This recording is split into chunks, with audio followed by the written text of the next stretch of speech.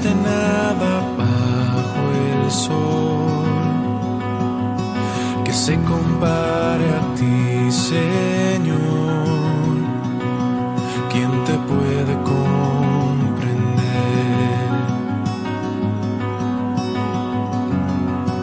Amor que bajó desde el cielo.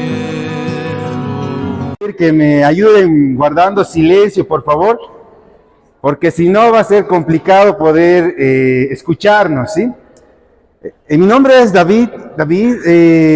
Yo era parte de esta iglesia hace muchos años atrás. Los que son sus oficiales ahora me conocen, y algunos que son líderes de los jóvenes, ¿no? Por la gracia de Dios, yo crecí en esta iglesia, me edifiqué, y Dios me llevó a otros lados a seguir ayudando, siendo parte de la obra en otros lados. Y estoy muy feliz por venir aquí.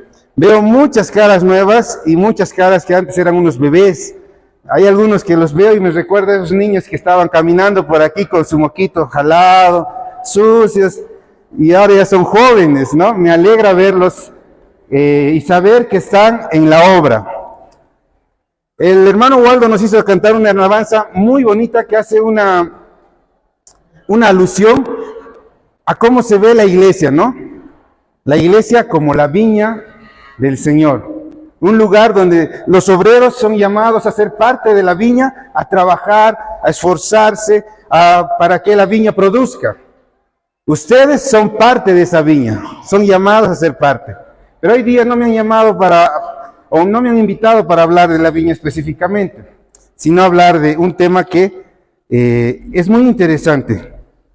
Vamos a hacerlo rápidamente, ¿sí? Hablando del maestro. El título de este pequeño sermón de esta mañana es El maestro que edifica. ¿Está bien?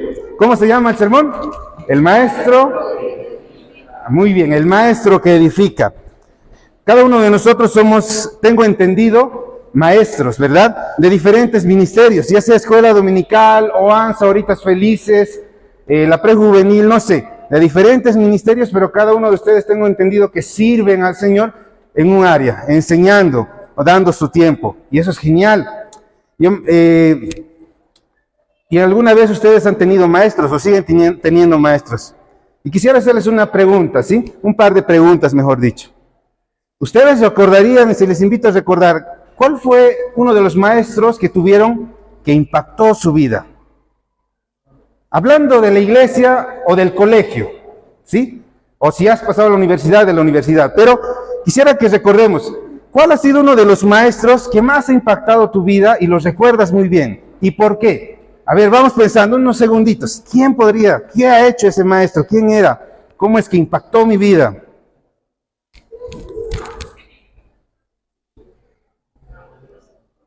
Hermano Waldo ya lo tiene listo, creo. Quiere hablarlo.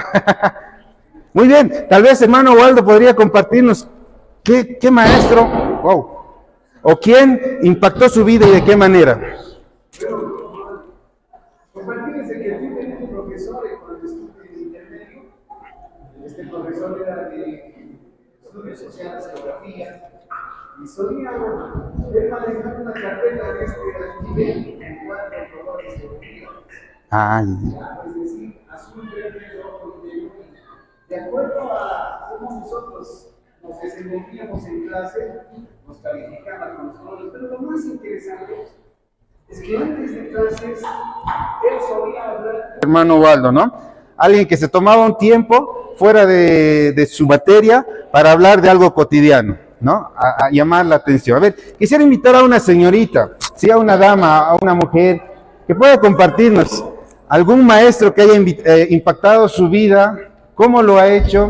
¿Algún recuerdo que nos pueda compartir? Un varón ya nos compartió. A ver, quisiera invitar a una señorita. ¿Quién se anima?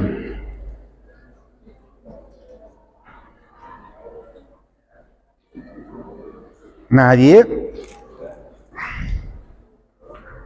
Muy bien, tenemos el tiempo corto, así que vamos a ir rápidamente, ¿sí?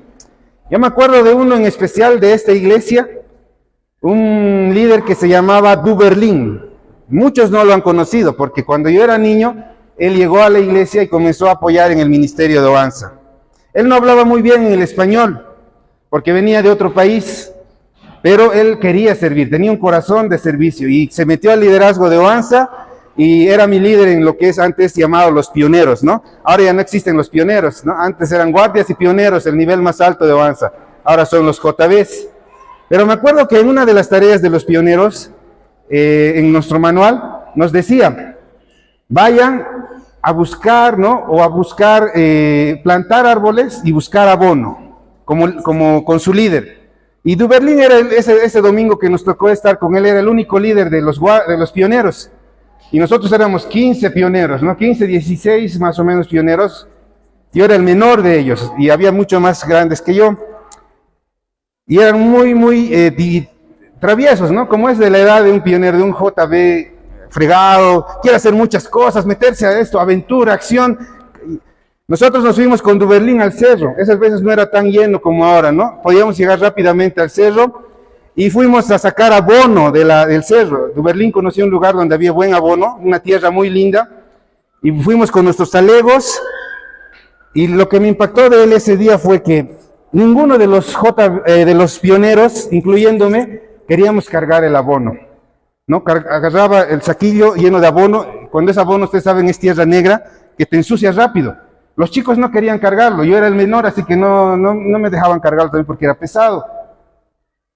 Y en todo el trayecto desde el cerro hasta la iglesia, Duberlin agarró los sacos de abono, calladito, y nos dijo, chicos, vamos, tenemos que ir a plantar ahora los árboles con este abono. Y se ensució, y como él era de piel clara, era choquito, como les decimos, toda su piel con su polera de Oanza más estaba bien sucia, oscura, ¿no? Pero el corazón de servicio de ese líder me impactó. No se quejó, nunca nos recriminó que no quisiéramos ayudar o servir. Él lo hizo de todo corazón, llegó a la tierra todo sucio y encima nos enseñó a trabajar con cómo plantar un arbolito. Los maestros, de una u otra forma, impactan el corazón de los que le siguen. Los maestros, de una u otra manera, llegan a la vida y dejan una semilla, un recuerdo con su vida a los que están debajo de él, ¿no? A los que están en su clase. Esta semana yo estaba viendo un poco en el colegio de mis hijas, estaban haciendo hora cívica y estaban hablando de cómo el maestro, sin saberlo, había un colegio, un estudiante, ¿no? De la secundaria, decía, ustedes, queridos maestros, sin saberlo, están enseñando a futuros, posiblemente presidentes de Bolivia. Sin darse cuenta, ustedes están instruyendo a futuros médicos, arquitectos, abogados, profesionales, empresarios. ¿Quiénes van a ser ellos? Más adelante, los que están siendo niños instruidos, ellos van a ser los que van a ser los pilares de Bolivia, los que van a continuar la labor de que Bolivia siga adelante. Y me parecía interesante la imagen, ¿no? De edificar, poner fundamento, enseñar para las nuevas generaciones. Y si nos damos cuenta, hermanos, jovencitos chicocos que están aquí, esta imagen de edificar se ve en la Biblia. Es más antes que la educación normal, fiscal de los colegios y particular, la educación bíblica ya tenía esta imagen de edificar la iglesia, a la novia de Cristo, ¿verdad? Aquella que nosotros somos, de aquella de la cual somos parte. Nosotros somos parte del cuerpo de Cristo, de la iglesia, de la novia. Si tienes tu Biblia, por favor, te invito a abrirla en Efesios. Vamos a ver qué dice Efesios. Efesios capítulo 4, versículo 11 al 13. Dios en su gran soberanía, después de dejar, al momento de dejar a los discípulos a la obra de seguir con la iglesia, el crecimiento, no solamente les deja y les dice hagan, sino la Biblia afirma y dice que da dones a cada uno de los miembros de la iglesia. ¿Para qué? Vamos a verlo. Es interesante cómo es que estos dones son dados y con qué propósito, ¿sí? Efesios capítulo 4, versículo 11 al 13 vamos a leer.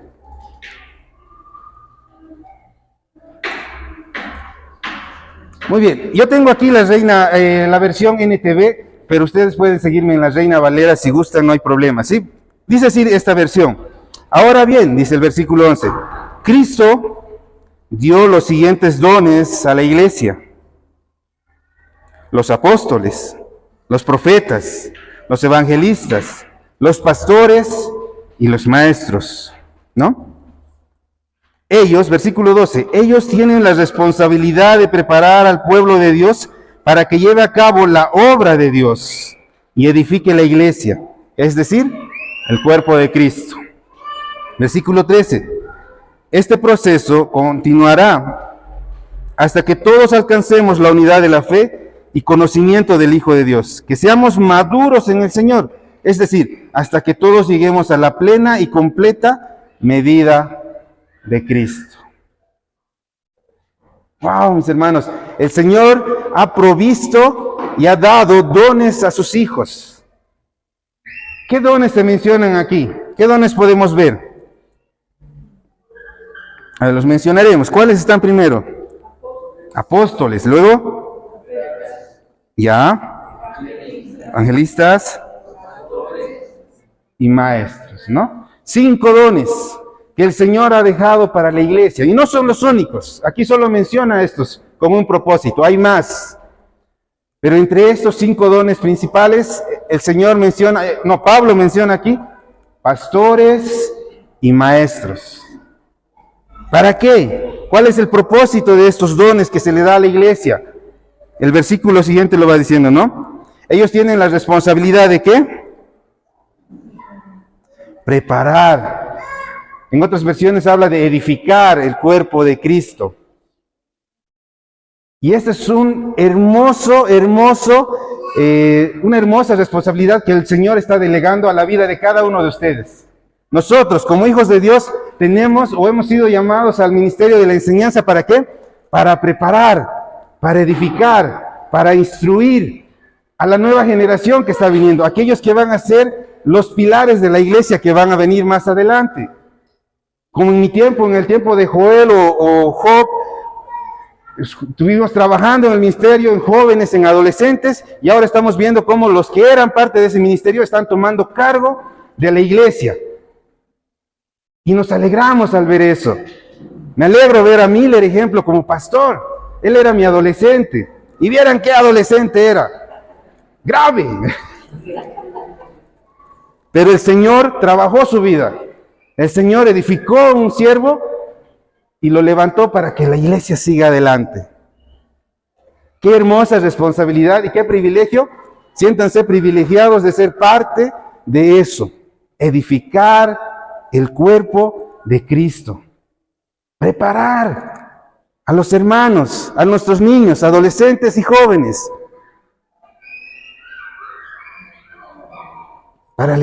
Para seguir sirviendo, para la obra, para que el objetivo principal, dice Pablo, para que cada día nosotros nos parezcamos más a nuestro Señor Jesucristo. Nuestra meta es ser como Él. Entonces, hermanos, miren, quisiera animarles esta mañana, creo que aún sigue siendo mañana, a que nunca menosprecien en el ministerio que están. Siéntanse agradecidos y privilegiados, porque el Señor, entre todos los miembros que hay en la iglesia, los ha elegido a ustedes para ser parte de su obra. ¡Qué privilegio más grande! Pero este privilegio tiene responsabilidades, queridos jóvenes y maestros que me escuchan. Y quisiera terminar con eso. Tengamos muy en cuenta que hoy en día hay grandes retos y debemos saber confrontar o afrontar esos retos. Los niños de hoy en día tienen muchas distracciones. Los jóvenes y adolescentes tienen demasiada distracción. Esta época se llama la generación del entretenimiento, porque todo lo quieren diversión, rápido, fácil, que lo quiero así, ¿no? La generación del entretenimiento. Hay un autor que dice, ¿no?, que esta generación se llama me entretiene, entonces me gusta y lo sigo, ¿no? Y si no me entretiene, lo dejo. Entonces los maestros, miren, ustedes que están teniendo el privilegio de tener vidas en sus manos, por unas cuantas horas, tal vez minutos simplemente, 45 minutos, 50, tienen que recordar ese privilegio que tienen que hacerlo con la mayor responsabilidad posible. Toda la semana tal vez los chicocos están en el colegio con diferentes enseñanzas que no sabemos cuáles son, con sus amigos, en el internet, viendo videos, series o jugando, no sé, juegos en línea. Y luego vienen 1 hora, 2 horas a lo mucho a la iglesia y ese tiempo es el que tenemos con ellos, ¿verdad? Tenemos que aprovechar al máximo ese tiempo. No sea solo diversión, sino edificación. Que estos muchachos, niños que están viniendo a la iglesia por sus padres traídos, se lleven algo en el corazón de sus maestros. Miren lo que dice el versículo clave de Oanza, 2 Timoteo 2:15. Vamos, yo sé que todos lo saben. 2, 3. Procura, aprobado,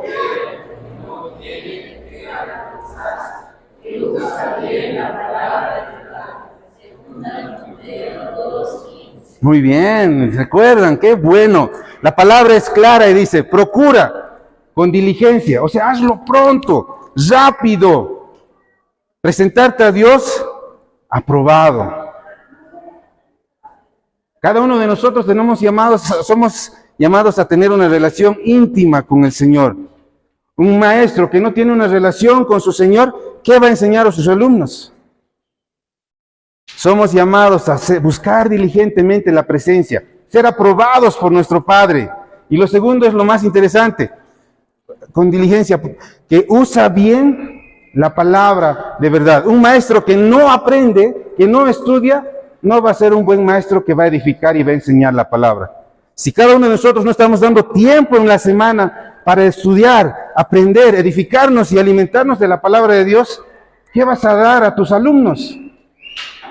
Si solo te vas a acostumbrar a leer el manual que te ha dado los líderes que con esfuerzo tal vez han conseguido para la escuela dominical o los diferentes ministerios, tus chicos van a recibir algo, pero de ti, nosotros somos llamados a usar bien la palabra del Señor. Somos llamados a ser buenos estudiantes, porque un buen estudiante va a tener mucho en lo que crece para compartir a otros. Amén. Entonces, hagámoslo con responsabilidad, jóvenes que me escuchan. Somos llamados, tenemos retos, sí, tenemos que saber usar bien el tiempo que tenemos, el corto tiempo que tenemos con estos niños, jóvenes, adolescentes. Lo hagamos con sabiduría, estudiemos en nuestra casa, nos preparemos en el corazón. Y por último, con esto termino. Los maestros en el nivel de colegio, universidad, etcétera, tienen sueldos, ¿no? Les pagan. Tienen algo mensual que los ayuda a seguir adelante en su trabajo. Es su responsabilidad. Ellos han elegido eso, es su vocación. ¿A ustedes quiénes les pagan? Nadie, ¿verdad? Hablando físicamente, económicamente, nosotros como maestros de iglesia no recibimos un sueldo. Pero la iglesia muchas veces se esfuerza para dar una retribución a los maestros que invierten tiempo y dan de su vida para enseñar a las nuevas generaciones. Pero quisiera que recuerden esto, chicos. En Efesios 6, vamos a Efesios 6, por favor.